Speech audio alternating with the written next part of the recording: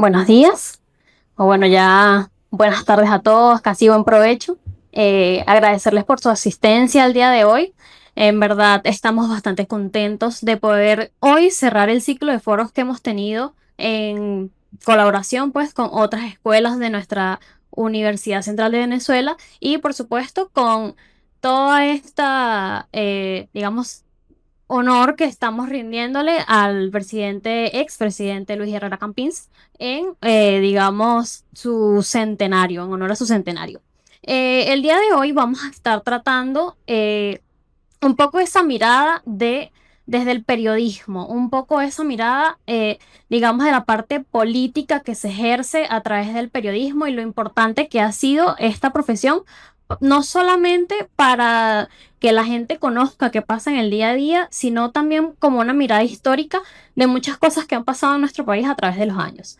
En verdad, es bastante complicado hacer periodismo hoy en día en nuestro país. Es bastante complicado saber qué líneas cruzar, qué líneas no cruzar. Y esa mirada histórica de este tipo de temas es crucial para poder construir un futuro y poder seguir, digamos, marcando esa tendencia que siempre hemos sido en el mundo. Para tener esta, digamos, esta ponencia de hoy, vamos a estar de la mano, pues, de grandes profesionales que nos van a dar desde su experiencia esa visión política académica que nos atañe el día de hoy. Vamos a tener como primera ponente a la licenciada Mariana Vallenilla, que es licenciada en Ciencias Políticas de nuestra universidad. Además, tiene una especialización en Derecho y Política Internacional también de la UCB. Tiene una maestría además en Historia de las Américas de la UCAP y actualmente es investigadora del Instituto de Investigaciones Históricas también de la UCAP. Además, también vamos a estar de la mano de la licenciada Maki Arenas, la cual por más de 40 años ha sido comunicadora en radio y televisión. También tiene actualmente un programa que se llama, de la cual también está de la mano con nuestro licenciado Luis Felipe Sierra. Ellos también van a estar pues dándonos esta vista que hoy vamos a tener. Ha trabajado en Globovisión por más de casi décadas y bueno, además vamos a estar con Luis Felipe Sierra, el cual es periodista y analista político. Ancla también de la hora clave con nuestra Maki. Y bueno, también trabaja en el medio El Tapete. No voy a extenderme demasiado con esta presentación. Vamos a darle paso a nuestras palabras de Mariana Vallenilla. Ok. Bueno, muchas gracias por el espacio de la Comisión Centenaria en honor a Luis Herrera Campins. En esta oportunidad lo voy a aprovechar para hablar un poco sobre la formación política que tuvo Luis Herrera Campins, que influyó obviamente en su quehacer de periodista. Ese es un poco aproximarnos entonces a esa formación ideológica política. Ok, entonces, Luis Herrera Campins nació en lo que sería hoy Portuguesa, pero culminó sus estudios en lo que es el Colegio Cristiano de los Hermanos de la Salle. Ok, su padre, un periodista oficioso, su madre, una mujer apasionada por la religión católica, probablemente inculcaron en él la pasión por la literatura, la escritura y por la fe católica.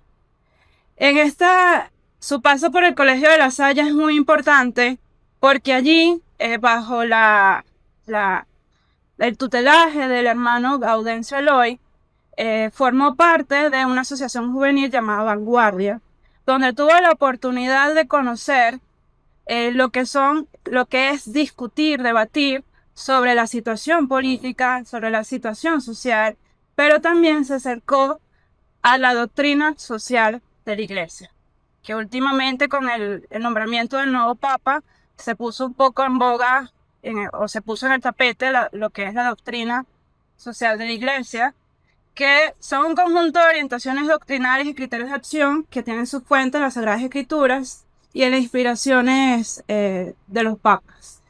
La iglesia con la doctrina no quiere indicar qué políticas deben llevar a cabo los gobiernos, los políticos católicos, sino más bien es un magisterio, enseñar hacia qué aspectos sociales debe un cristiano católico atender. Y bueno, la doctrina social de la iglesia inspira un poco el surgimiento de la democracia cristiana, esta corriente ideológica, que si bien nace en el seno de la iglesia católica, son un conjunto de partidos que deciden irrumpir en la política como partidos laicos para influir en el desarrollo social de la sociedad industrial. Entonces, en esa primera formación, en el Colegio La Salle, Luis Herrera Campins se acerca a estas ideas de la doctrina social de la iglesia, y esto no es algo singular solo de Venezuela. Al mismo tiempo está ocurriendo en otras latitudes latinoamericanas. Se trata de redes transnacionales católicas que se expandieron a lo largo de la década del 40, de la década del 50 en Latinoamérica, con el objetivo de inculcar a jóvenes no solo sobre la fe católica, sino en el quehacer social que debía o puede realizar un católico. En ese sentido, ya en su entrada a juventud, él le toca ser parte de la Unión Nacional Estudiantil, donde experimenta sobre lo que es hacer política, ¿ok? Por primera vez. En ese mismo contexto comienza su experiencia periodística en el periódico Vanguardia, el grupo en La Salle y en el Impulso de Lara. Sin embargo, bueno, en el marco de la UNE comienza también el acercamiento con el padre Manuel Aguirre Elorriaiga, el jesuita, que influyó mucho en la formación de futuros líderes de la democracia cristiana venezolana, y allí junto con Luis Herrera Campins formaron círculos de estudiantes universitarios de formación ideológica en los cuales participaron líderes de la democracia cristiana como Rodolfo José Cárdenas, González García Bustillo, José Luis Zapata, Iván More Acevedo Amay. Como muchos jóvenes, Luis Herrera Campins tuvo que abandonar sus tierras, su pequeña provincia, para poder estudiar en la universidad. En este sentido, él eligió estudiar Derecho en la Universidad Central de Venezuela. Allí comienza, se incrementa su participación política como líder estudiantil en la universidad, y a su vez participa en la fundación, no solo de COPEI, que formó parte del Comité Central, sino también de la Junta Revolucionaria Copeyana, que interrumpe en el escenario político con la bandera de lucha democrática, pero también con la bandera de lucha anticomunista. ¿Ok? En ese sentido, su paso por la Universidad Central de Venezuela no se dedicó solo a los estudios o al liderazgo estudiantil, sino al oficio de periodista. En una coyuntura ruda, como fue el famoso trienio ADECO o la Junta Revolucionaria de Gobierno, que podemos recordar muy bien o resaltar que se trató de un momento en el cual hubo un fuerte debate político entre los futuros partidos que van a marcar la dinámica de la democracia cristiana. Por un lado, Acción Democrática, y por otro lado, COPEI. Luis Herrera Campins, desde sus trincheras como periodista, si bien en un principio apoyó las banderas de lucha que levantó la Junta Revolucionaria de Gobierno que lideró Rómulo Betancourt, no fue un hombre complaciente, sino que desde sus columnas de opinión y como periodista que se dedicaba a cubrir el área política, criticó duramente las acciones del gobierno, incluso los acusó de sectarios, y a su vez fue muy acucioso con las actividades de la Asamblea Constituyente. Fue a su vez, comentó, analizó los procesos electorales del 46 y el 47.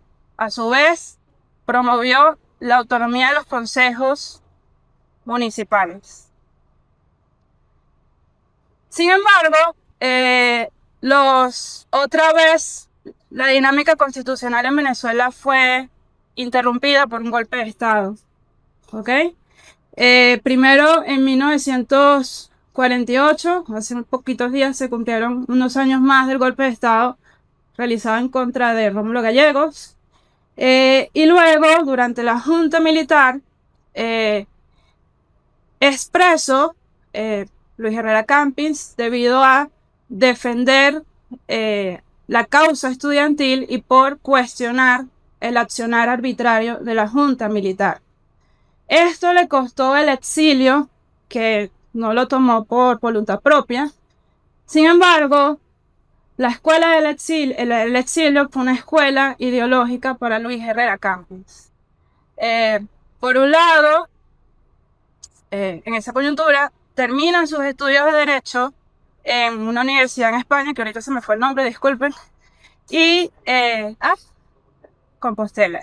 Sí, ahí lo tengo, perdón. La Universidad de Santiago de Compostela.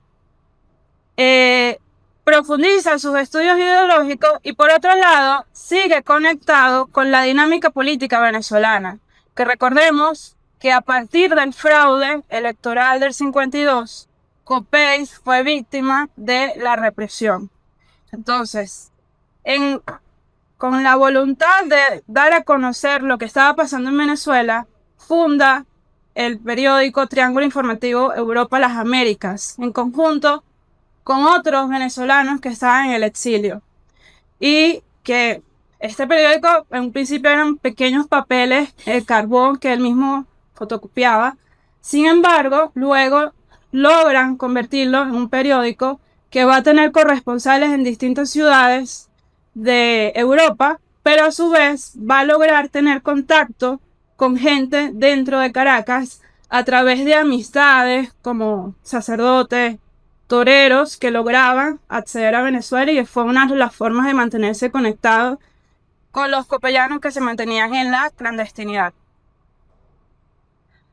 Entonces, en esta escuela ideológica va a ser muy importante para el Luis Herrera Campins político, parlamentario, presidente, porque uno se conecta con la democracia cristiana italiana cuando realiza sus viajes a Roma. Dos, profundiza en sus estudios ideológicos atendiendo a la tesis o a cursos liderados por Romano Guardini. Romano Guardini puede ser un desconocido para nosotros, pero en ese momento, en la década de los 50, su magisterio entre la juventud europea fue muy importante. Con él aprendió la importancia que tenía que tener un cristiano, que un cristiano no era simplemente expresar la fe, y que un cristiano católico no es simplemente una doctrina, sino es desarrollarse en Cristo. ¿Ok? Toda la religión católica partiría de un personaje histórico que es Jesucristo. Entonces, la única forma de ser un buen cristiano es actuar como actuaba Cristo. Y a partir de allí comienzan entonces las bases de la doctrina. Entonces, estas ideas de ser un buen cristiano se conectan con la influencia ideológica que va a tener Jacques Maritain, que también lo va a leer profundamente en el exilio.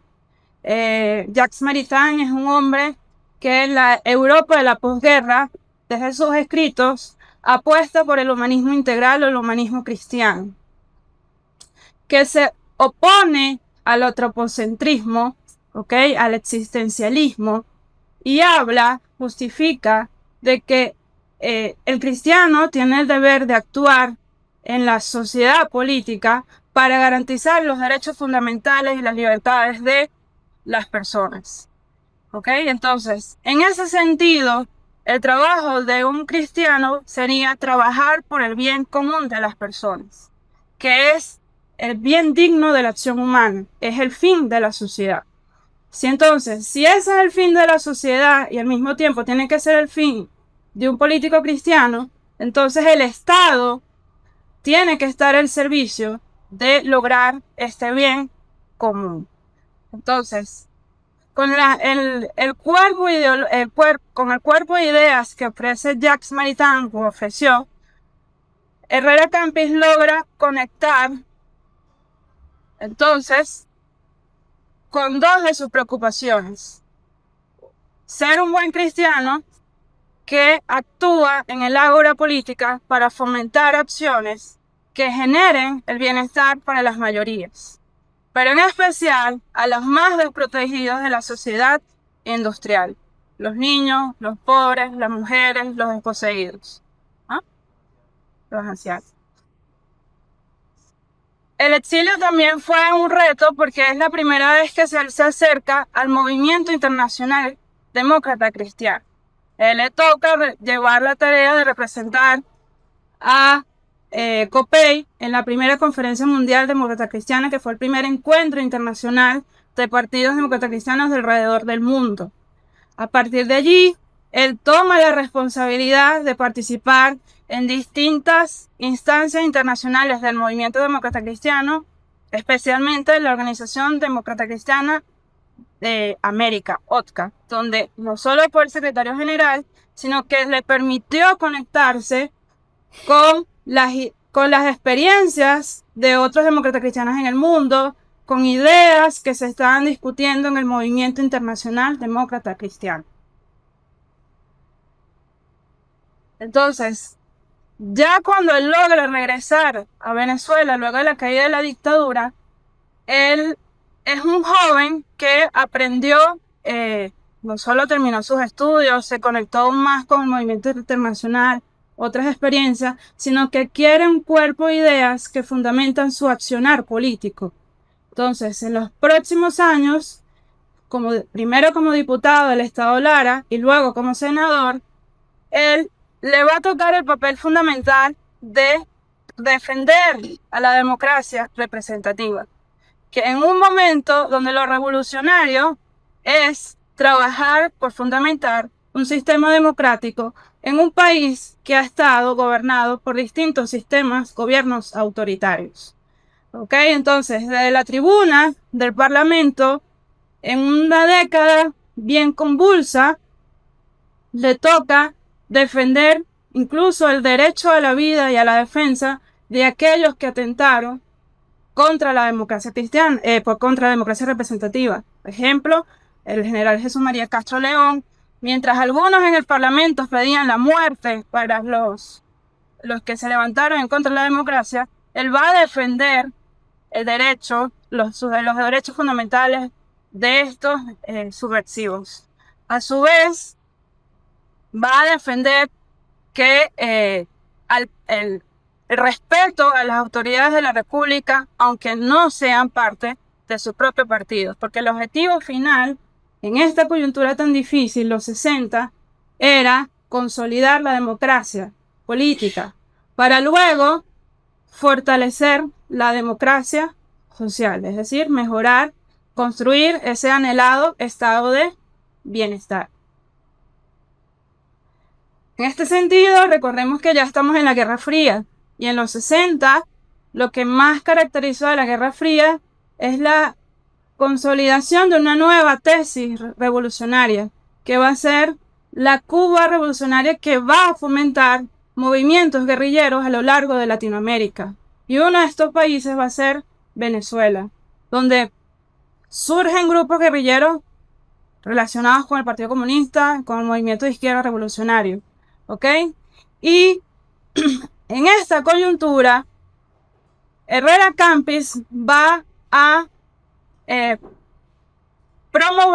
va a hacerle contrapeso a la tesis cubana, que es: vamos a alzarnos en armas para tomar el poder, asaltar el poder.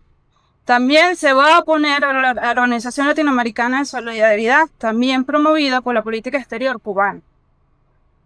Pero ¿qué propuesta va a realizar Herrera Campins más allá de enfrentar las injerencias cubanas en el país? Va a ser: tenemos que darle mayor participación a la ciudadanía venezolana en la democracia. Esa va a ser la principal propuesta como parlamentario de Herrera Campins. ¿Ok? En este sentido, va a rechazar tanto la propuesta cubana como la propuesta soviética o comunista, que es la dictadura del partido.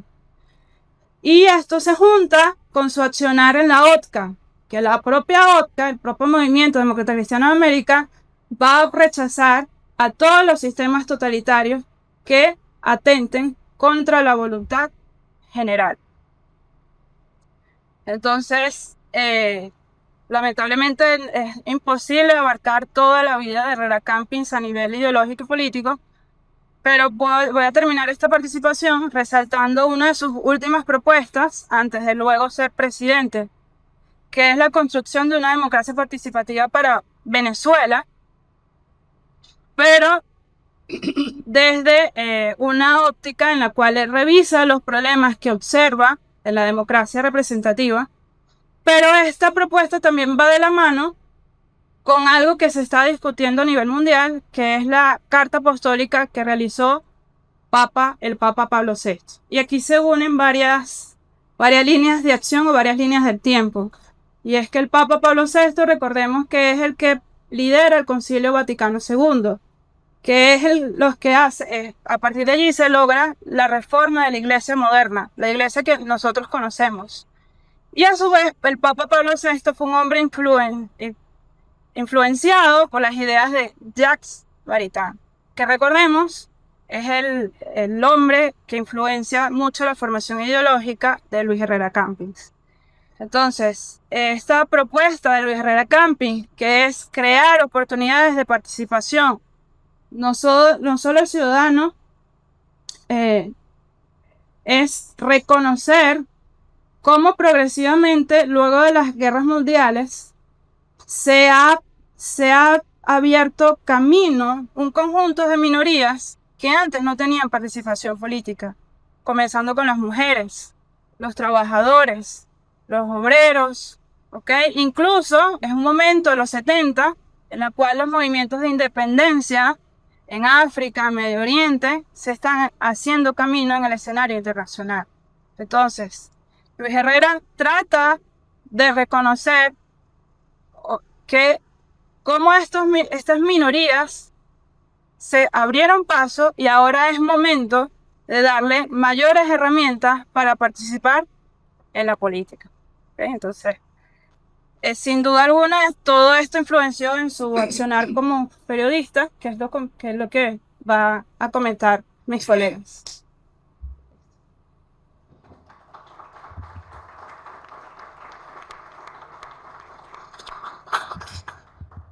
Bueno, yo quiero agradecer estar aquí porque para mí es bien importante poder hablar de una persona que durante una etapa de mi vida significó tanto y tuvo tanta afinidad ideológica conmigo.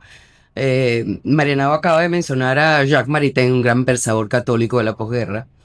Y justamente yo estaba en Europa estudiando filosofía cristiana 2 años antes de que Luis Herrera emprendiera su campaña electoral. Llego aquí para la campaña electoral, por supuesto que me enrolo allí, no porque conociera especialmente a Luis Herrera, sino porque vengo también de una familia de larga tradición democristiana y católica. Entonces, bueno, yo encajaba ahí, pues.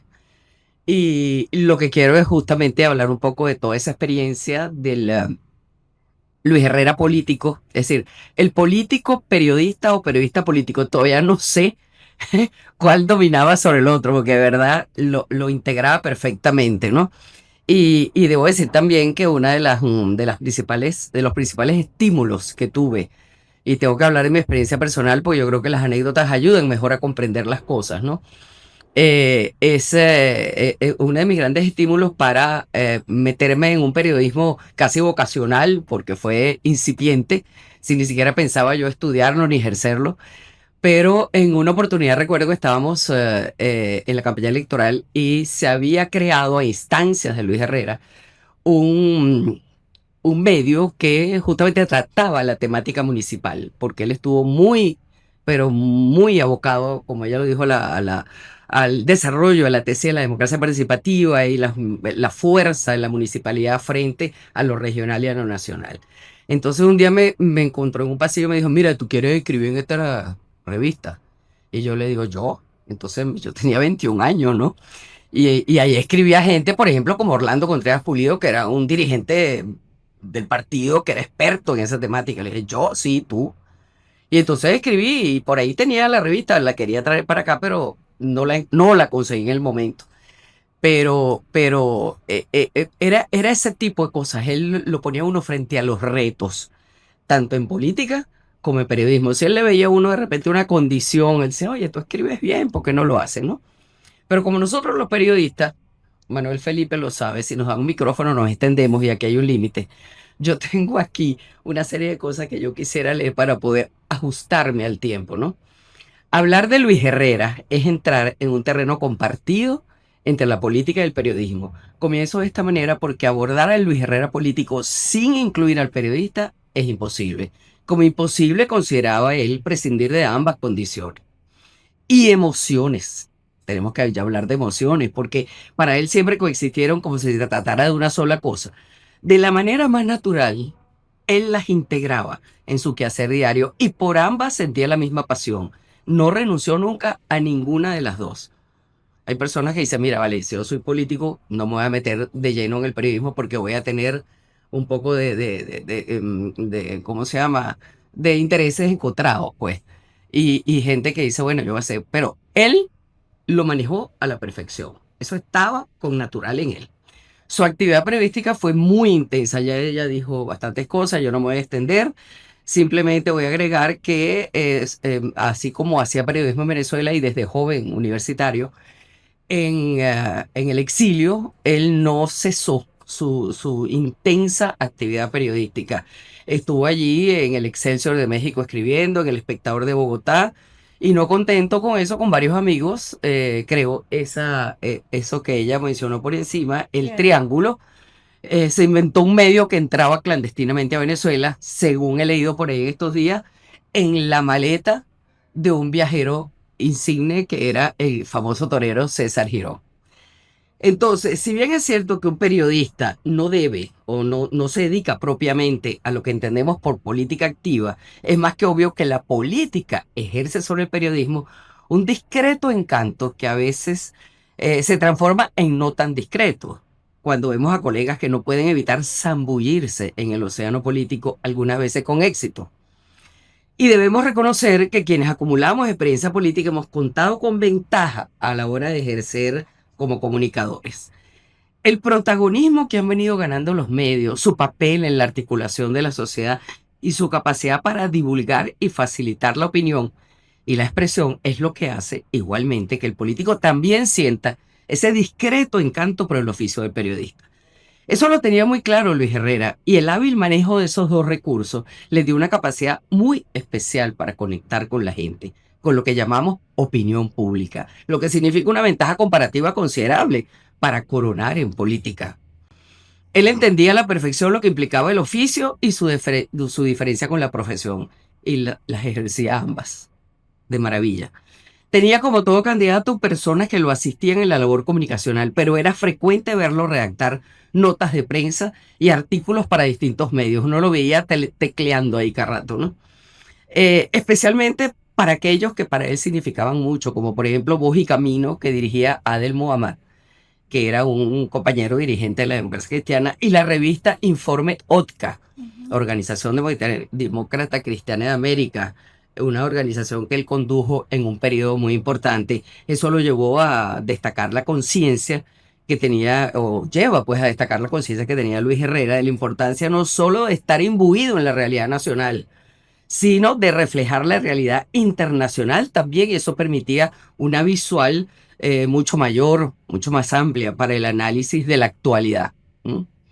Sus artículos en la columna Palenque, que escribió sin faltar una semana a lo largo de toda una vida en el diario Panorama de Maracaibo, y que recopiló el doctor Guillermo Yepes Jocán, mostraban un conocimiento privilegiado de Venezuela y del mundo, una cultura muy sólida, muy vasta y un manejo envidiable de todas las técnicas del periodismo escrito.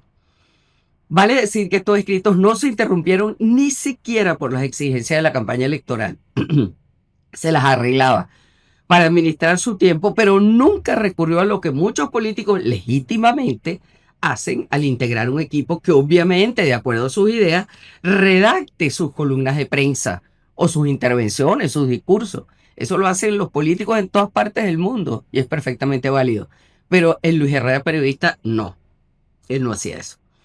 Debo recordar acá la existencia de otros medios en la historia de Luis Herrera periodista, entre ellos esa revista municipal de la cual les estoy hablando, y que después tuvo una influencia muy grande esa revista en todas las decisiones que se tomaron en materia de las posteriores campañas municipales para elegir,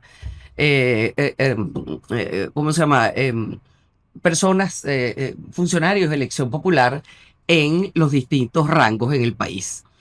Después, ahí Luis Herrera era un tipo que tecleaba como el más ágil de los reporteros. Era impresionante. Nos pedía a los universitarios, yo digo que el privilegio, pues, porque a mí me ayudó mucho eso, de ser de las escogidas para un grupito universitario que él reunía en su despacho, en un edificio en el centro de Caracas. Ahí nos reunía, ahí nos citábamos una vez por semana, una vez cada 15 días, dependiendo también de las posibilidades que él tuviera, ¿no? Y ahí discutíamos, debatíamos sobre el país, sobre los temas, sobre la universidad. Y siempre, eran muy frecuentes esas reuniones, y nos instaba a fundar medios de comunicación. Una de sus principales angustias era nuestra formación y fundar medios. Ustedes que medio han creado aquí, ustedes que tienen en la Central, ustedes que tienen en la Católica, ustedes que han fundado aquí. Entonces estaba todo el tiempo sobre eso. Y nos decía, hay que tener 3 cuestiones absolutamente en cuenta y no perderlas de vista. El respeto por el público, es decir, medio que sale, medio que se mantiene. No es que ustedes van a sacar un medio y de repente mañana se dieron se dieron a la farra y se olvidaron. No, eso hay que mantenerlo y hay que mantenerlo con disciplina. La constancia y la disciplina era justamente para que nosotros, de alguna manera, entendiéramos que el respeto por el público, la periodicidad y todo lo que significaba manejar un medio de comunicación se convirtiera en un acto de responsabilidad para nosotros. Después el rigor, el discernimiento, el estudio. No se escribe, decía él, cualquier cosa. Y como a veces hablaba él en confianza, ustedes no pueden escribir cualquier pendejada. Ustedes tienen que escribir algo sobre lo cual hayan meditado, analizado, que le aporte algo a la gente, que realmente sea una cosa que valga la pena leer, ¿no? Bueno, un periodista es también un mediador, un mensajero de la sociedad. Y si bien es cierto que la tarea central del oficio periodístico consiste en relatar lo que acontece en su entorno social y devolver también a la sociedad su propia dinámica, hay que resaltar que un periodista no se limita a reflejar la sociedad, también la construye. Y el político tiene que tener eso en cuenta, porque es en sí mismo su deber, no solo denunciar, sino plantear alternativas. Una de sus frases más acertadas fue, la política tiene que serlo, debe ser una cosa seria. Tal vez por ello, uno de sus artículos, el que encabeza, por cierto, la serie Palenque, se titula Con el pueblo no se debe jugar. Otra de sus habilidades aprendidas en el oficio era titular bien. Uno ve un artículo, ve ese título y uno se mete allá a ver qué decía el hombre, ¿no? Que el título venda, prefigure, motive y que la frase no sean zancadas que a rato hagan perder el hilo, sino que cada una de ellas enganche y conduzca al lector a enfocarse en su planteo.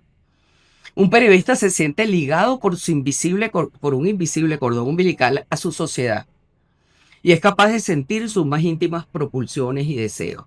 Políticos que no se esfuercen, lo mismo tienen la mitad de la pelea perdida.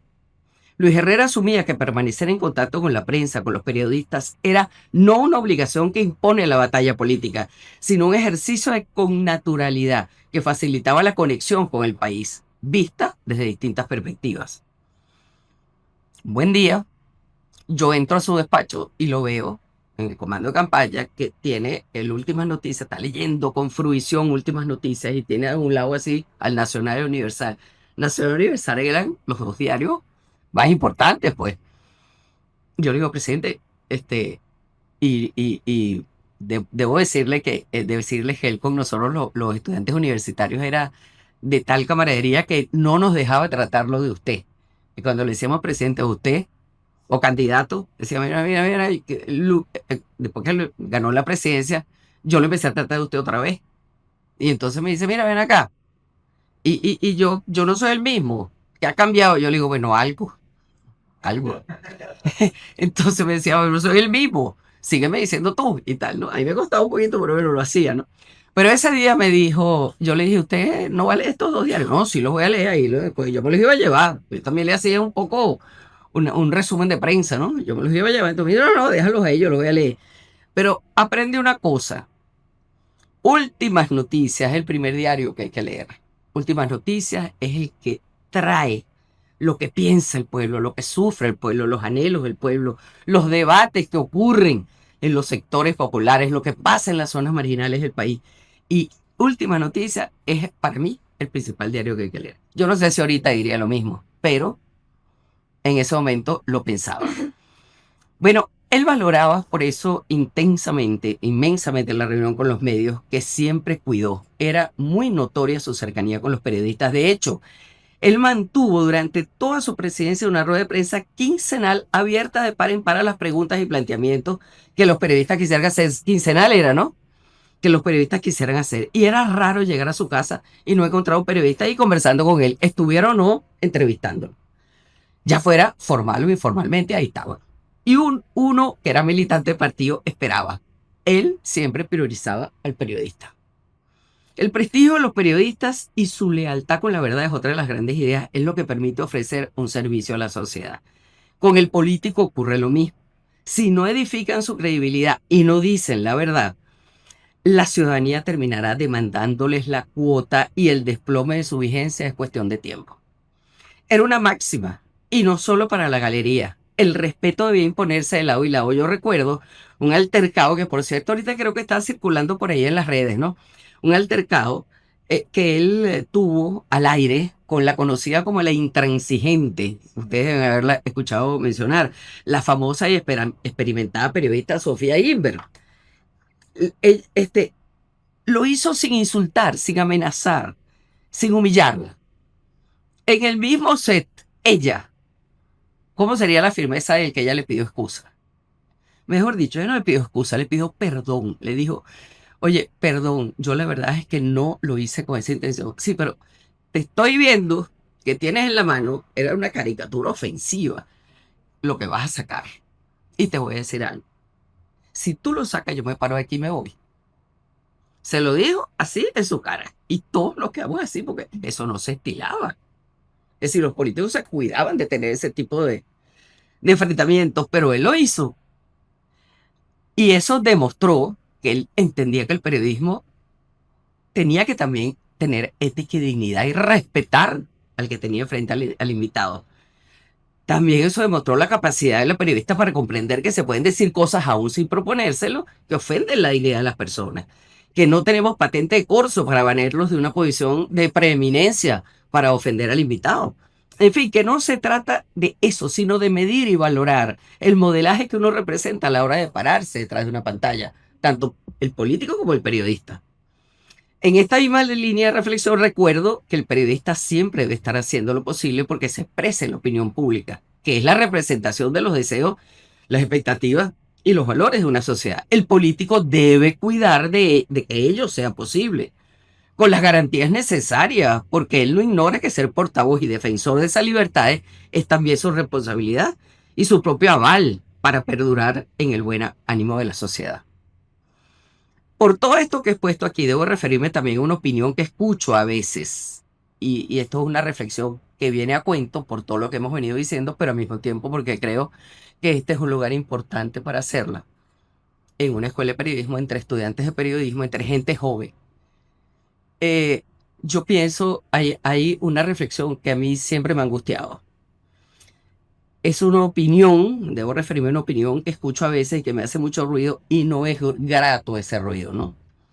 El periodismo es una actividad cuya naturaleza se efectúa en abierta confrontación con la actividad de los políticos, que hay que provocarlos y atacarlos con razón y sin ella. De esta misma manera, desde el ámbito político, llegamos a escuchar que estar en la oposición es no dar tregua al gobierno de turno porque el objetivo es conquistar el poder. Señores, eso es otorgar una dimensión pendenciera al oficio del periodista y una degradante condición al inestimable espacio que la oposición política debe ocupar. Mi humilde opinión, me parece que es una buena, es decir, un buen planteo pues, para la reflexión y la discusión. Aprovecho la ocasión de este homenaje a Luis Herrera, periodista y político, para reivindicar la complementariedad de ambas responsabilidades para bien de la sociedad y la finalidad del poder como servicio. Si es verdad que el periodismo debe ejercer la crítica sin que ello le genere consecuencias y ser portavoz de la sociedad, también hay que aceptar que ello debe llevar por delante la ética y el deber de buscar la verdad y divulgar la verdad. Para los políticos, el poder por el poder mismo y la lucha fratricida por llegar a él es un sinsentido que acaba destruyendo las democracias. Creo firmemente que estas erradas ideas y la práctica de una competencia no siempre leal durante el periodo democrático privilegió metas distintas a la excelencia en política y a la felicidad de la nación. Y esto contribuyó a dar al traste con el sistema y nos arrojó a esta etapa, que no tengo que decir cuán oscura es, cuán difícil y cuán incierta es. ¿No?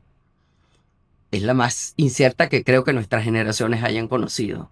Y eso también tiene mucho que ver con un manejo, a mi manera de ver, desacertado de esta concepción de estas dos disciplinas, de estos dos oficios que son tan importantes para que la sociedad arranque, se mantenga, para que las democracias se solidifiquen, que son el político y el periodista.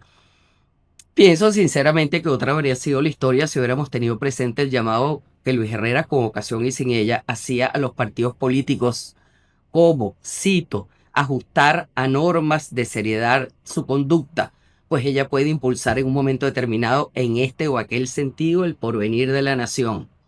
Y completó este consejo más vigente que nunca hoy en Venezuela, insistiendo, los procedimientos serios, reflexivos, pensados, se imponen con mayor razón en las etapas de emergencia, cuando todavía no existe un orden consolidado, sino que se aspira a afirmarlo y a convertirlo en perdurable. Son situaciones delicadas que exigen ponderación y patriotismo, desvelo creador y decisión firme. Ese era Luis Herrera, y yo creo que perfectamente nosotros podemos extrapolar, decirlo hoy y tener plena vigencia. Considero que hay retos que desafían a la sociedad actual, especialmente a los jóvenes universitarios, que serán los futuros profesionales, políticos y eficientes comunicadores, uno u otro o los dos juntos, como en el caso de Luis Herrera. La desinformación desde el punto de vista social y la desesperanza desde la perspectiva espiritual son los grandes males de nuestro tiempo, y allí la política y el periodismo tienen mucho que decir y mucho que hacer. Por ello termino con este dato que llama la reflexión. Hace pocos días leí en un medio europeo los resultados del barómetro sobre la percepción social de la televisión en abierto de UTECA, correspondiente al este año 2025.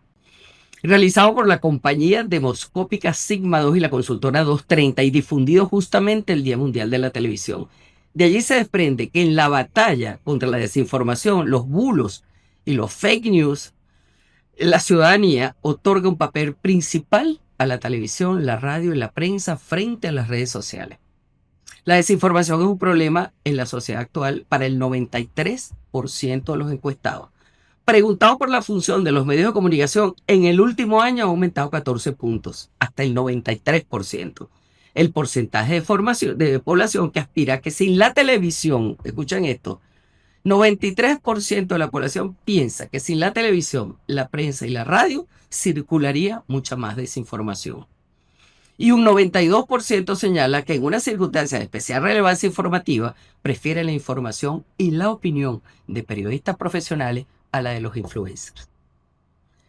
Como me encontraba preparando estas palabras, mi pregunta fue, si Luis Herrera Campins dispusiera o hubiera dispuesto de los recursos tecnológicos informativos que tenemos hoy al alcance, ¿qué piensan que estaría haciendo él para combatir la desinformación y, como todo político responsable, apuntalar la esperanza? Así que yo dejo esa tarea y así termino. Muchas gracias.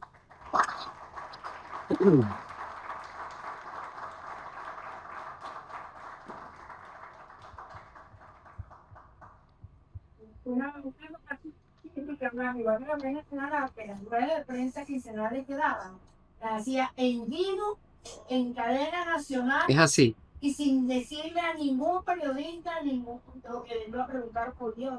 Y por ser las únicas cadenas que había. No eran.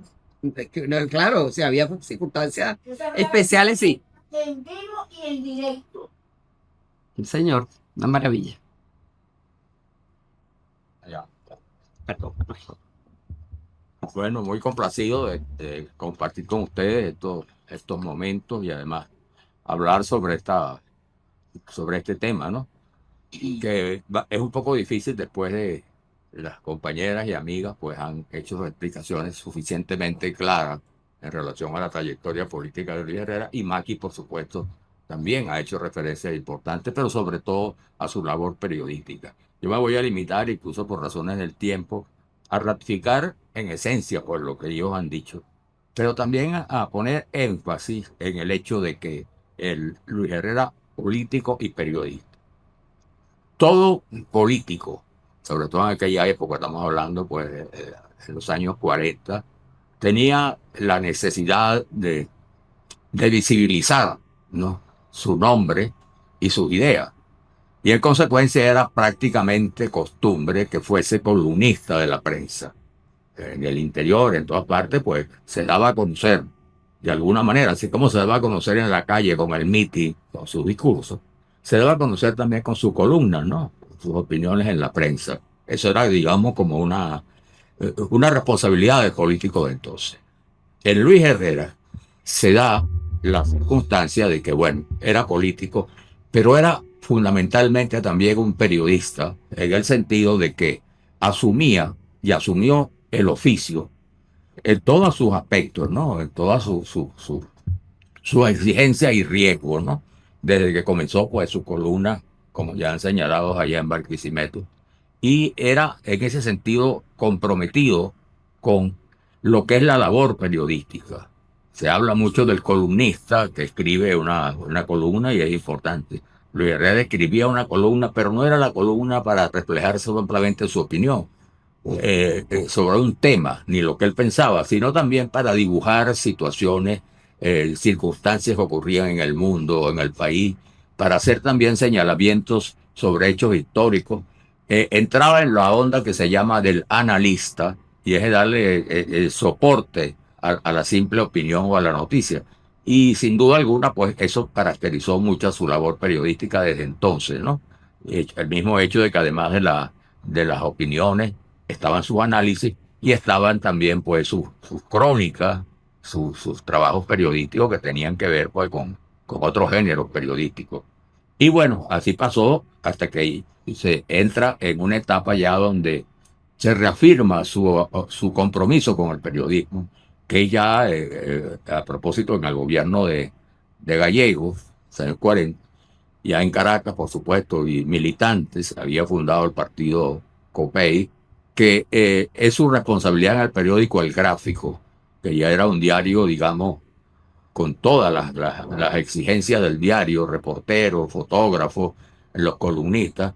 Y allí Luis Herrera tiene una labor importante y que él señalaba mucho, porque fue, digamos, como su primera pasantía por el esfuerzo del periodismo, porque lo que uno ve en una hoja de periódico un día es el resumen de una actividad muy intensa que se realizó el día anterior y que es sumamente complicada. Tanto que algunos dicen que el periodismo es un oficio de urgencias, porque hacer un periódico significa, bueno, luchar contra el tiempo, contra las contrariedades, contra los compromisos diversos. Luis Herrera allí se compromete también con el periodismo, y esto es importante destacarlo. Luego está la relación que tuvo posteriormente ya en su compromiso político con otros periódicos en Venezuela, ya como columnista, y también en su pasantía en Bogotá. En Bogotá también fue colaborador de un semanario llamado Sábado, que dirigía Plinio Apuleyo Neira, que era un periodista muy famoso, que una de las personas acompañaba a Gaitán cuando fue asesinado en Bogotá. Padre de Plinio Apuleyo Mendoza, que es un reconocido periodista también colombiano y conocido en Venezuela. Allá colaboró Luis Herrera, él lo comentaba mucho. Y bueno, posteriormente viene, digamos, ya todo lo que ocurrió después del 52, y ya sabemos su trabajo importante ya en España, ¿no?, con la Fundación de Tiela, que hemos hablado acá, que es un medio importante porque tenía una circulación internacional y reflejaba allí también lo que era la posición política en ese momento de COPEI, de la democracia cristiana. Y este es otro momento importante, que allí no se combinaba ya el Luis Herrera que daba noticias o informaciones, sino que consagraba la opinión y trazaba sus opiniones que podían constituirse en línea política, ¿no? Y ese es un tema que es importante, ¿no? Está el caso, pues, de Tiela y todo que fue su trabajo. Pero yo quiero destacar también un hecho importante, que se da justamente a la caída de Pérez Jiménez. Ya meses antes, o años antes, había aparecido en Caracas una revista llamada Momento. Esa revista era una revista muy moderna, asumía, digamos, todos los requerimientos del periodismo de aquella época. Estaba enlazado con la famosa revista París Match de París y con el Globo de Brasil. Y en Venezuela, bueno, tenía una gran calidad, digamos, de impresión y de contenido. Comenzó con Ramírez MacGregor, pero había muchos periodistas de la época y columnistas. Luis Herrera llega y Luis Herrera se integra a esta revista para realizar lo que se llamaba el informe político. Ya no era el artículo de Luis Herrera Campín, sino un informe que aparecía sin firma. Pues sabía que era un análisis que se hacía, pero no sabía, el lector no sabía quién lo escribía, pues era, de alguna manera reflejaba pues la situación del país durante la semana. Y allí comienza sin duda alguna Luis Herrera a perfilarse como lo que fue también, periodista, político, columnista. Y la palabra, si no es ideólogo, es un político, alguien diría de repente estratega, pues en el buen sentido de la palabra, pues definir las circunstancias políticas, definir rumbo, en fin, ahí se desarrolla mucho. Por cierto que hay una anécdota muy importante y es que en ese momento que comienza ya a la caída de Pérez Jiménez, en los meses siguientes, que llega Luis Herrera a Momento, ya estaban allí dos periodistas colombianos muy conocidos. Uno, el que les dije ahorita, que es Plinio, a Pureyo Mendoza, y Gabriel García Márquez, que había llegado y era periodista de Momento. En una oportunidad, hablando ya era presidente Luis Herrera, en una conversación con García Márquez, yo le pregunté, cosa que salió impresa, ¿no?, en una entrevista, hablando de Luis Herrera, y entonces decía, el Gabo me dice, mira, ¿sabes una cosa, chico? Yo estaba en Momento y llega Luis Herrera, era de que llegaba Luis a trabajar. Y cuando yo lo vi, chico, se me apareció a uno de los 60 hombres que llegaron con Cipriano Castro a Caracas. Y entonces era, sin duda alguna, pues comenzó su trabajo, Luis Herrera, muy importante, combinado con sus columnas en la mayoría de los grandes diarios del país del interior. Y por supuesto, su intensa actividad política que lo llega a consagrarse como un político importante, parlamentario. Se incorpora, por supuesto, en las elecciones siguientes del Parlamento y ya es un político que va definiendo, digamos, una línea importante en COPEI. Porque así como las cosas se responden a un tiempo, había, digamos, el COPEI del 46, el 47, el COPEI que se fundó, pues, el COPEI no estaba Caldera, pero había figuras copellanas, ¿no? Bueno, Pérez Díaz, todas las figuras, esa representación de COPEI en la constituyente del 47, que fue tan importante, del 46, pero este COPEI que comienza a perfilarse una tendencia a partir del 58 de los gobiernos democráticos, es una tendencia, digamos, más asociada al país, a lo venezolano. Se decía, por ejemplo, que los adecos, el pueblo era adeco, le llamaban los alpargatudos, porque eran los campesinos. Y inicialmente, pues, se hablaba de COPEI, por su propio origen, como los conservadores. Luis Herrera es uno de los políticos que comienza a darle un perfil popular, aunque no fuera deliberadamente, sino en la percepción de la gente, de un político de la calle, que habla el lenguaje de la gente, que está presente en las tareas como un ciudadano más, su humildad, en sus reflexiones, todo eso va perfilando en Luis Herrera a un periodista, pero a un político que va a culminar, pues, como sabemos luego, optando por la candidatura presidencial y ganando la presidencia para realizar un gobierno que, más allá del juicio que merezca a posteriori, sin duda alguna fue uno de los gobiernos populares, donde hay una expresión popular de verdad en el gobierno, que fue Luis Herrera Campín. A mí me tocó, de alguna manera, conocerlo mucho como reportero, ya era parlamentario, por supuesto, y tenía una característica que con los reporteros nos reuníamos en el Congreso hablando, y él participaba como un ciudadano más, como un periodista más. más allá de la posición que tuviera política la fracción parlamentaria de COPEI, él hablaba de todos los temas. Y sobre todo era muy observador, para no decir crítico. Pero entonces le decía, por ejemplo, a la gente que estaba, le decía a Leopoldo Hernández: mira, Leopoldo, pero te quedaste corto en esa entrevista que le hiciste a Gonzalo Barrio. Ese tipo de conversaciones. Que decía, mira, por cierto que es. Y luego está sus intervenciones como parlamentario, que también le daban un tono, digamos, eh, mucho más venezolano, pues eso que fue él, en verdad, Luis Herrera, y que fue el soporte de su liderazgo. Lo conocí mucho en esa etapa, muy cordial, siempre amigo, y bueno, por supuesto, fue uno de los políticos que con nosotros, los reporteros de esa época, nos parecía más cordial, ¿no? Y era como un hábito, pues, hablar con él cuando entraba al Congreso, cuando llegaba. Si tenía alguna observación, llamaba. No observación relacionada con él, sino en general con el periódico. Le decía, mira, ¿cómo es eso que tú publicaste? Y eso ¿quién fue que te dijo eso? Entonces, le interesaba decir que estaba comprometido con el periodismo cotidiano, diario, aunque no fuera él de manera directa. Y ese, bueno, fue Luis Herrera, que después fue, por supuesto, presidente de la República. Y allí hay algunas anécdotas, ¿no? Que he contado, varias anécdotas. Una, en una oportunidad se plantea un viaje de Luis Herrera, el primer viaje al Medio Oriente, iba a recorrer los países petroleros. Y entonces a mí me designaron como representante del Diario de Caracas para acompañar a Luis Herrera. Ese era un viaje que se iba a dar en el Coloso de Biasa, que era el avión que se había reparado, ¿no? Justamente para este viaje, ¿no? Y entonces, bueno, yo estaba preparado, me llamaron, mira, todos nos despedimos, tal, tenemos que ir. Y entonces, alguien se le ocurrió en el periódico, la gente que estaba haciendo la primera página. El Diario de Caracas se caracterizaba por el efecto de sus fotos que marcaban la primera página. Y se le ocurrió a alguien publicar una foto del Coloso, ¿no? Que era la foto y un estudio de un experto que cuestionaba lo que se llamaba la reparación, decía que eso no era verdad, que era tal cosa. Y en un título impactante que era, le pusieron, entonces, el Coloso tiene los pies de barro. Y entonces, bueno, fue por supuesto un efecto, ¿no? Al día siguiente me llama la gente de protocolo y me dice, mira, Manuel Felipe, tengo que darte una noticia, ¿no?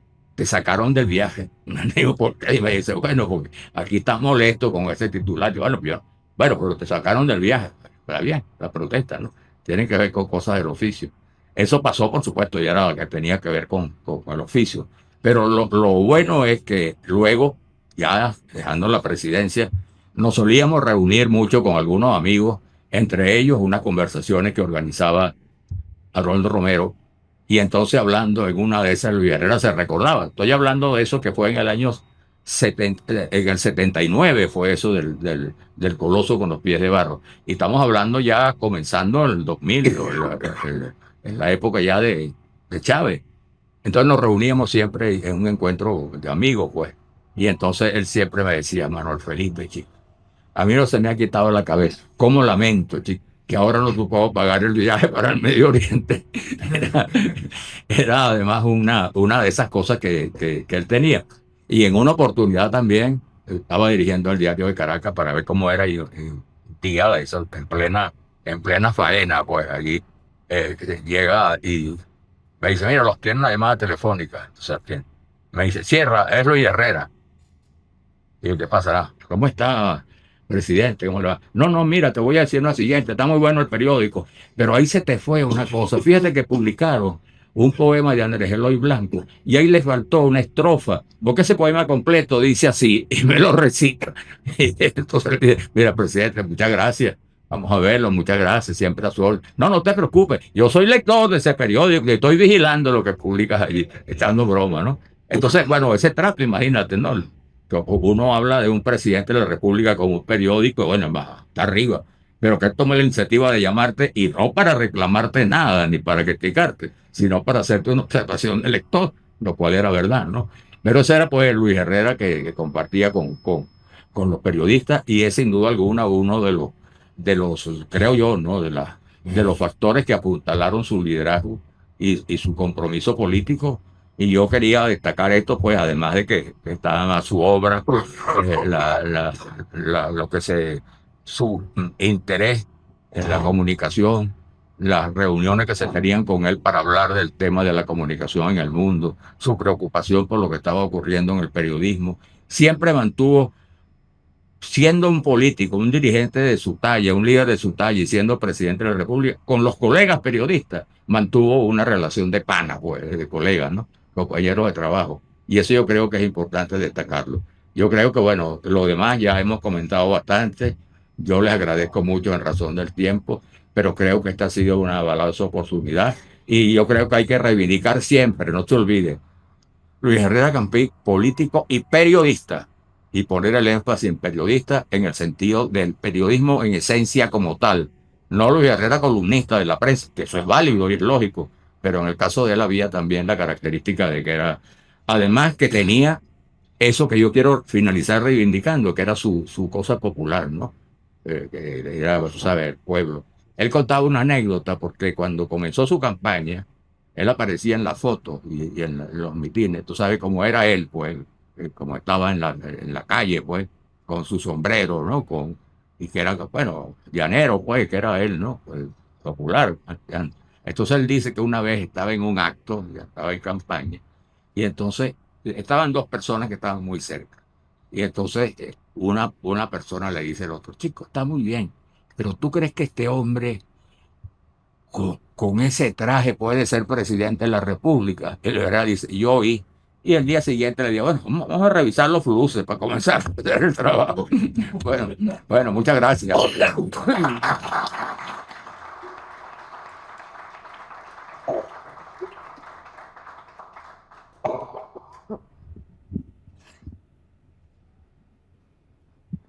Bueno, cerrado el espacio de las ponencias, me gustaría darle de nuevo, ofrecerle a estos grandes ponentes de nuevo un aplauso, porque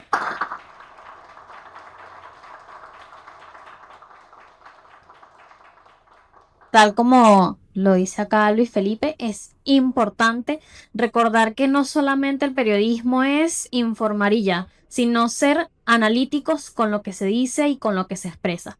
Me gustaría darle paso a a un espacio para las preguntas, si alguno tiene las preguntas, pero a mí me gustaría hacer una en particular, aprovechando de una vez el espacio.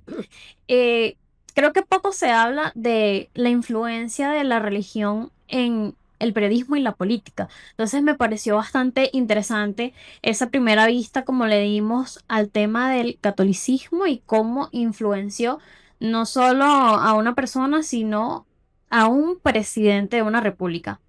Y en ese sentido, o sea, me gustaría que pudiésemos tal vez responder a la siguiente pregunta, y es que se puede decir que el catolicismo, tal como se conocía hace 30, 40 años, ya no tiene esa relevancia, si utilizo una palabra.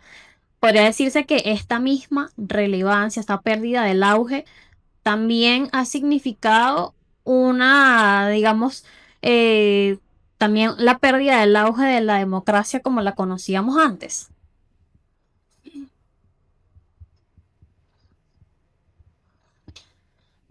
Bueno, un poco reta esta pregunta. Bueno, el, mom- la democracia cristiana voy a dar un background para que nos entendamos mejor. La democracia cristiana surge en un momento en el cual hay dos grandes ideologías que están surgiendo, ¿ok? Que son el socialismo, como inspirado en la teoría marxista, y el liberalismo. Recordemos que el liberalismo propone al individuo por encima de todo, ¿ok? La sociedad y el Estado.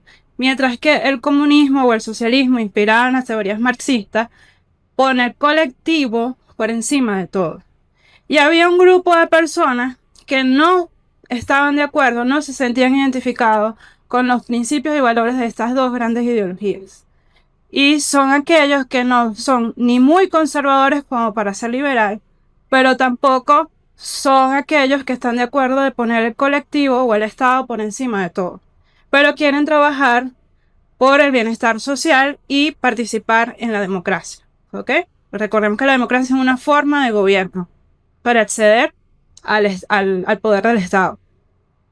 Y esos son precisamente los demócratas cristianos, ¿ok? Entonces, los demócratas cristianos son aquellos que levantan la bandera de lucha entre la Primera Guerra Mundial, la Segunda Guerra Mundial, tanto en Europa como en América, y dicen tenemos que defender la democracia, pero al mismo tiempo el objetivo de llegar al poder no puede ser simplemente satisfacer las necesidades de una minoría o imponer al Estado, al resto de la sociedad, sin reconocer el pluralismo que pueda haber en una sociedad. Entonces, en esa coyuntura es que se inscribe Luis Herrera Campins, ¿ok? Entonces, y otros como Rafael Caldera, Eduardo Frei, Patricio Aylwin, otras grandes figuras de la democracia cristiana latinoamericana. Entonces, sí, en ese momento la democracia era una gran bandera de lucha, tanto los demócratas cristianos, los socialdemócratas, luego de la coyuntura de la Segunda Guerra Mundial. ¿Por qué? Porque ellos vienen de los totalitarismos, vienen de ver lo que es capaz, de lo que fue capaz de hacer el fascismo, vieron lo que fue capaz de hacer el comunismo, ¿ok? En la Europa del Este, etc. Y entonces, para oponerse a esos totalitarismos y oponerse también a aquellos que buscan llegar al poder para satisfacer los intereses de una minoría, ellos levantan la bandera de la democracia, pero inspirados un poco en la doctrina social de la iglesia. Y entonces, antes, sí, primero ellos son católicos, pero después son trabajadores por el desarrollo social y la inclusión de los excluidos de la industrialización. ¿Ok? Entonces, probablemente lo que está pasando hoy en día es que estamos perdiendo de perspectiva un poco cuál es el objetivo de la democracia. Que eso lo trataron de mantener y perfilar muy bien los políticos de los 50, los 60, ¿ok? Tanto aquí en Venezuela como en Latinoamérica, ¿ok? Y porque a pesar de las diferencias ideológicas, algo que sí tenían muy claro, por lo menos los partidos que firmaron el Pacto de Punto Fijo, los que crearon la Constitución del 61, era, tenemos que, a pesar de las diferencias, ponernos de acuerdo para construir la democracia. Y ese tiene que ser el objetivo central del sistema político. Probablemente lo que se está perdiendo de perspectiva es cómo construir democracia, cómo mantenerla, cómo defenderla, ¿ok? Reconociendo que hay que llegar a acuerdos generales por la construcción de un norte en común. Me atrevo a decir que es más eso que la disminución de la religión. Pero en ese sentido, sí, la formación doctrinal y la doctrina social de la iglesia pesó mucho en ellos, pero como políticos que se inclinaron a tenemos que llegar al poder para hacer las reformas necesarias para incluir a un porcentaje importante de la sociedad, ¿ok? Entonces, Momento para sus preguntas. Si alguien tiene una pregunta.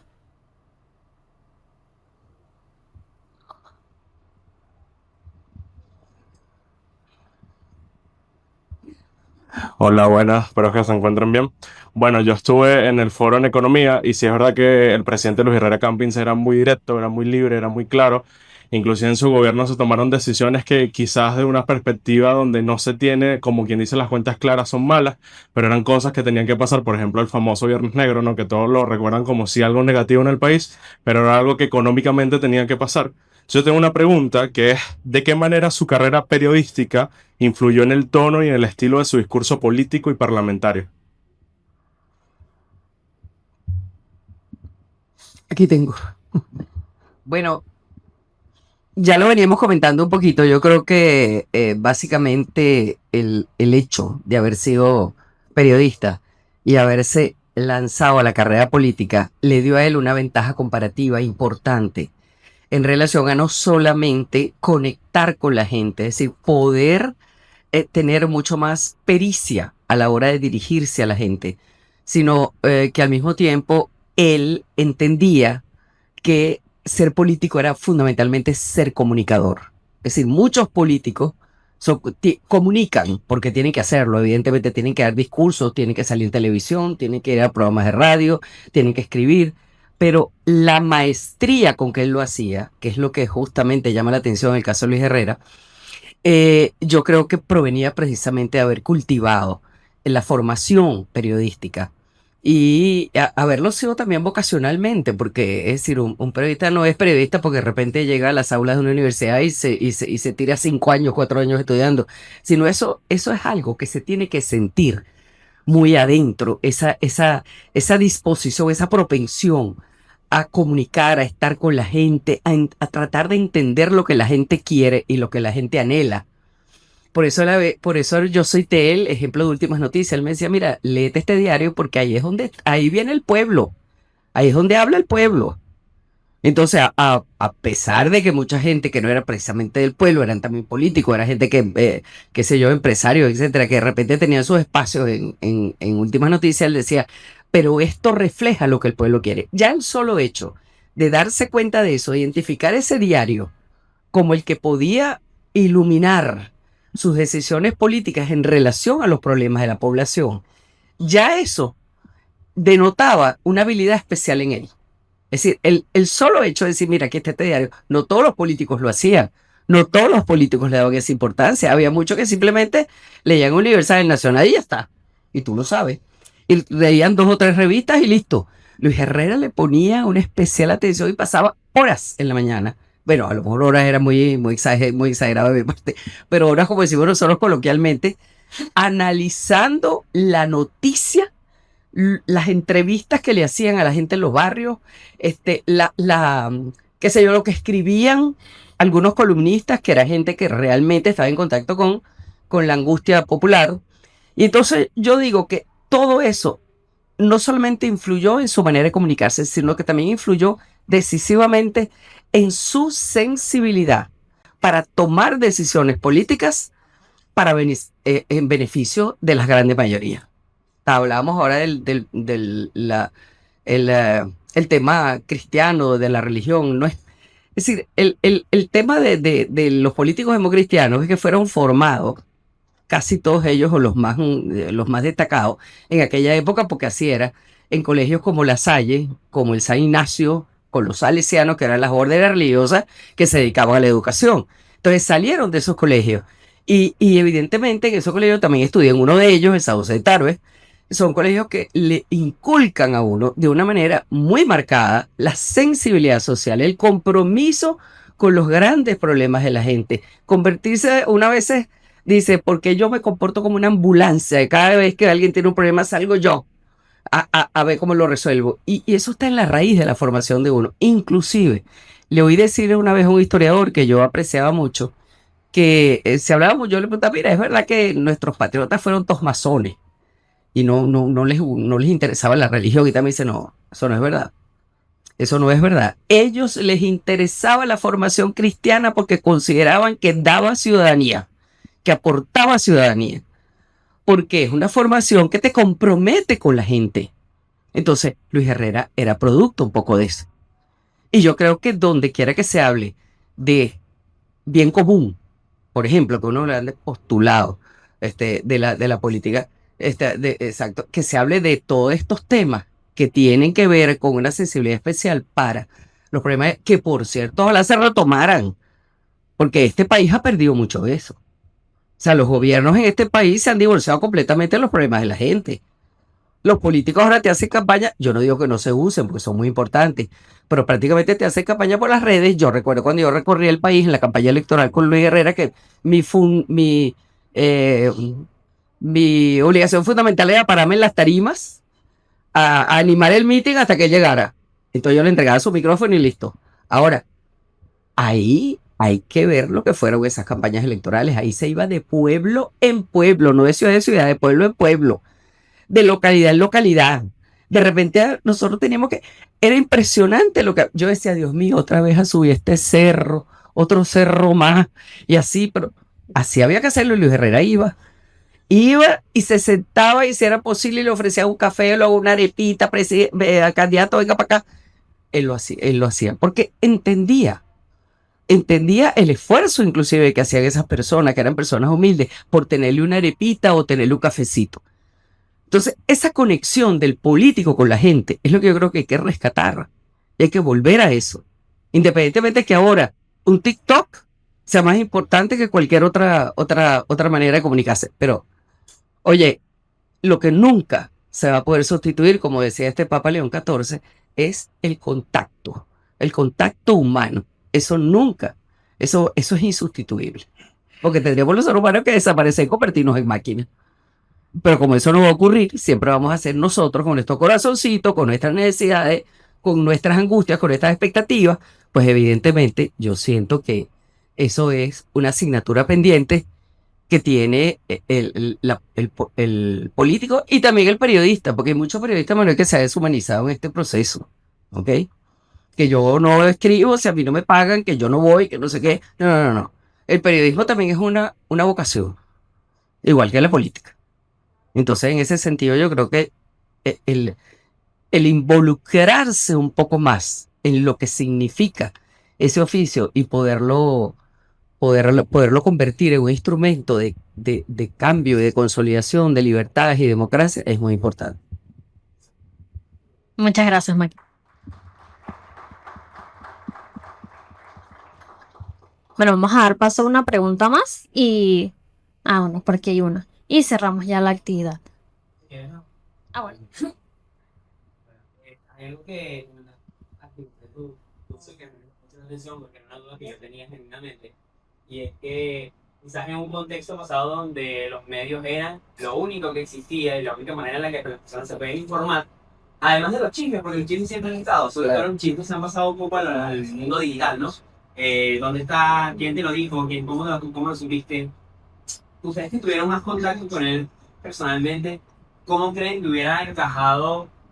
¿Qué políticas hubiese tomado él quizás desde un punto de vista político al momento de devolverle el reconocimiento al periodismo que tiene que tener, ese estatus que tenías en su tiempo, que ahorita se ha perdido un poco por la aparición de nuevas informaciones o de pseudo periodistas que dicen que son periodistas pero realmente no están calificados para hacerlo, y que viven en un mundo donde la desinformación es inevitable, pero sí se puede luchar contra ella?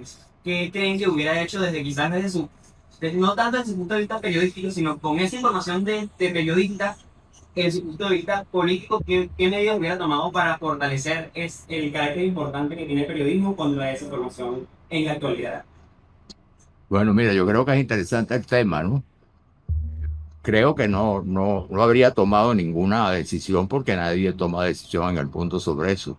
Ese es un fenómeno que se está dando en el mundo entero, un cambio tecnológico, un cambio cultural, pero es un cambio que para el periodismo es un reto muy grande, porque la manera como se desarrolla el tema de las redes sociales, en esencia es como la negación del periodismo. El periodismo es un compromiso con la verdad. Esa es la esencia del periodista. Así como el compromiso de un profesional es, bueno, del médico, es la salud, es para el periodista su compromiso con la vida y éticamente y personal es la verdad. Y en consecuencia, ¿qué pasa? El desarrollo que ha tenido, sobre todo las redes sociales últimamente, ¿no? Porque hay que diferenciar entre lo que ocurrió con la aparición del Internet, con eso que era otra cosa, y lo que se ha desarrollado ahora con esto. Se está generando un clima muy grave, y es que prácticamente el mundo está consumiendo la mentira. Y en consecuencia, el periodista prácticamente que necesariamente se suscribe, digamos, a esta tendencia, bueno, está renunciando a lo que es su condición fundamental, que es la verdad. Tú has dicho una cosa que es así, que me parece bien interesante tu observación, que es el caso del chisme. El chisme siempre, digamos, ha existido y bueno, la gente es chismosa y la gente le gusta el chisme. Pero es que el chisme ya no es chisme. El chisme se ha convertido en la verdad.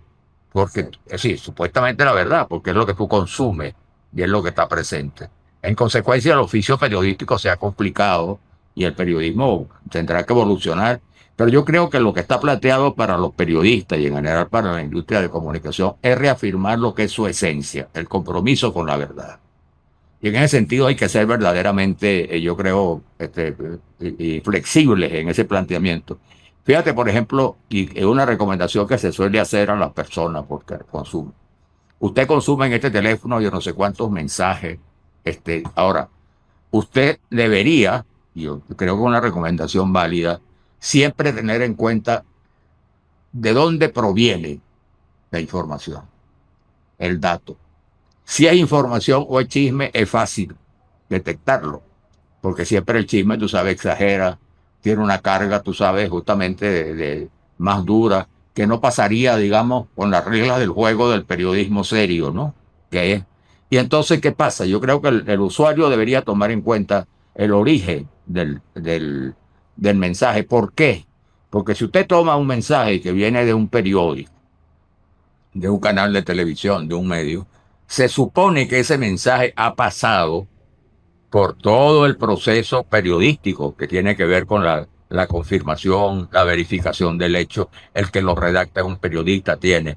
Mientras que la información que no está avalada, digamos, por medio, bueno, puede ser impune y la puede hacer cualquiera. Y normalmente, como es chisme, a lo mejor va a tener más seguidores o más vistas, ¿no? Que la verdadera noticia. Entonces estamos viviendo en un mundo que es gravísimo desde ese punto de vista, porque estamos consumiendo la mentira. Fíjese que hay un caso que está ocurriendo últimamente, ya con este salto tecnológico. En el periodismo, cuando una de las cosas que reafirmaba el periodismo era la fotografía. La fotografía era la comprobación que tu noticia era verdadera. Entonces, había un accidente y tú hacías la foto, aquí está el carro chocado, tal cosa. Siempre en una entrevista tú ponías a una persona y abajo se decía fotografía fulano de tal. Es decir, lo que yo estoy diciendo está avalado desde el punto de vista fotográfico para la gente. Claro. Ahora, ¿qué pasa hoy? Que hoy se puede falsear la fotografía. Y entonces tú puedes hacer hoy una información que es falsa y puedes tener una fotografía que también es falsa. Y con todo lo que está pasando en estos cambios es peor.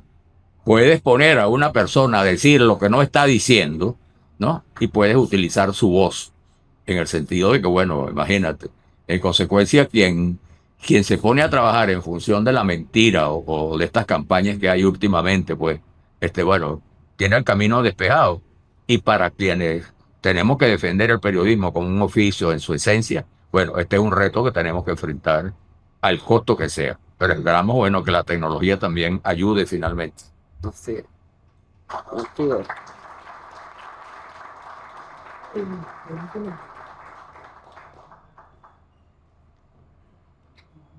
Gracias.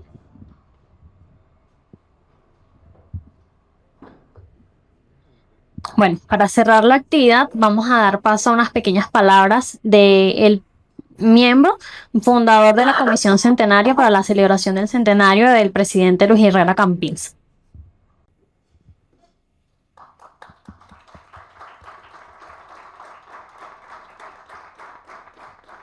Gracias.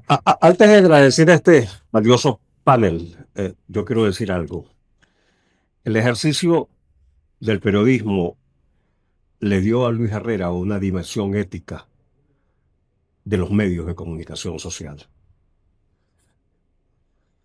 Su formación demócrata cristiana le dio un piso valorativo de lo que debería ser la conducta de los medios de comunicación social. Eso, como lo estoy diciendo yo, suena muy bonito, pero eso le trajo muchos problemas. Eso le trajo muchos problemas específicamente con la televisión. Pilarica decía en el primer foro que tuvimos en la Facultad de Ciencias Jurídicas y Políticas que él tuvo el guáramo, porque la palabra es otra, pero voy a quedarme con guáramo, de excluir las cuñas de cigarrillos y licores de la televisión. Eso le trajo todos los problemas del mundo. Yo recuerdo porque en ese momento yo era secretario ejecutivo del Consejo de Ministros y tenía el privilegio de entrar siendo un muchacho y siendo el único, bueno, el único no, éramos tres no ministros que entramos al Consejo de Ministros. La discusión no tanto valorativa como sí de estudio actuarial de las correlaciones entre el consumo de licores y los delitos, ¿no? Las correlaciones entre el consumo de cigarrillo y el cáncer, por ejemplo. Después tomó la decisión de sacar a los niños de la televisión, ¿no? Entonces había un estudio que era una correlación donde había padres que por la presión que existía de los niños los incitaban de una manera indirecta a cometer delitos para conseguir dinero, para poder comprar lo que la propaganda, la publicidad pasaba por los medios para poder ellos pudieran consumir. Bueno, esas tres decisiones, de verdad que fueron decisiones que solamente un tipo con la dimensión ética de Luis Herrera, con su inspiración en el humanismo cristiano, con su formación integral como un hombre claramente honesto, lo llevó a tomar esas tres decisiones que le costaron muchísimo en materia de su popularidad, sin hablar de lo que fue el control de cambio, que afortunadamente alguien aquí habló de que era una decisión de Estado. Entiendo que eres el presidente del Centro de Estudiantes de Economía. Bueno, nada más y nada menos, pues, o sea, me siento bañado en agua de flores. Entonces, porque no soy yo el que lo está diciendo. Entonces, eso es importante y quiero dejarlo aquí porque todo lo que aquí se está grabando es parte de la memoria histórica del país. Lo que ustedes han dicho, la colega Marianao Vallenilla, Maki Arena, nuestra Maki y yo somos amigos desde que teníamos 15 años. Este, Manuel Felipe Sierra, o sea, tenemos algunos años de amistad. Entonces es importante, definitivamente, que estas cosas queden grabadas. Voy a cometer una travesura con respecto a al tema de los licores y los cigarrillos. En Consejo de Ministros, el único que se opuso a la medida era el entonces ministro de la Juventud y fue sustituido por Guillermo Yepes Joscán. Averigüen ustedes quién era el ministro porque no les voy a dar el nombre. Hasta ahí llega. En nombre de mi empresa HARP Politólogos Asociados de la Comisión Centenaria que celebra el nacimiento de Luis Herrera Campín, de la que me honro ser el fundador, quiero darle las gracias. Hoy cerramos un ciclo de 3 conferencias, la una más importante que la otra, la una más enriquecedora que la otra. Estamos realmente sencillos, ya estamos cerrando el año centenario, ha sido un año de ejecución, de 3 años de planificación e investigación. Nos ha movido solamente el sentido de la excelencia y hemos tenido excelencia. Una vez más, quiero dar las gracias a Pilarica Romero por todo su trabajo que ha sido en la ejecución de estas cosas realmente impresionantes. Solamente nos queda los primeros días de diciembre entregar los premios del concurso literario sobre la vida del presidente Luis Herrera Campín, que se van a realizar en el hall de la Biblioteca Central de la Universidad Central y van a ser entregados por el ciudadano rector de nuestra alma mater, máxima casa de estudios de Venezuela. A ustedes, los señores panelistas, muchísimas gracias a ustedes por haber venido. Bueno, no tengo más que agradecer a ustedes. Gracias.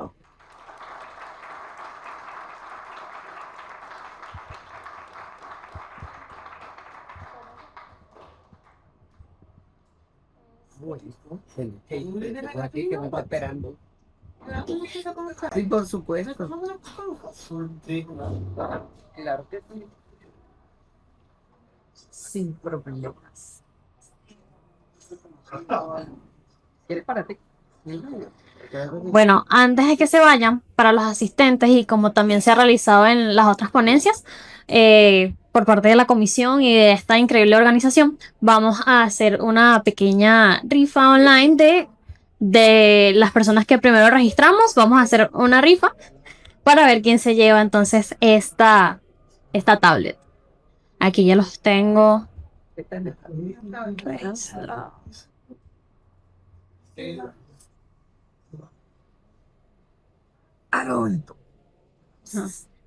Bueno, aquí está la cuenta regresiva. Vamos a ver un solo ganador, evidentemente, de los que asistieron hoy. Y tenemos a Valles Gabriel, de la Escuela de Comunicación Social.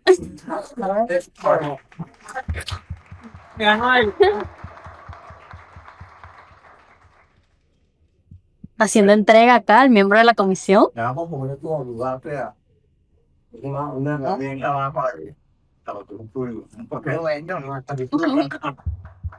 Buenísimo. Oye, vale, felicidades.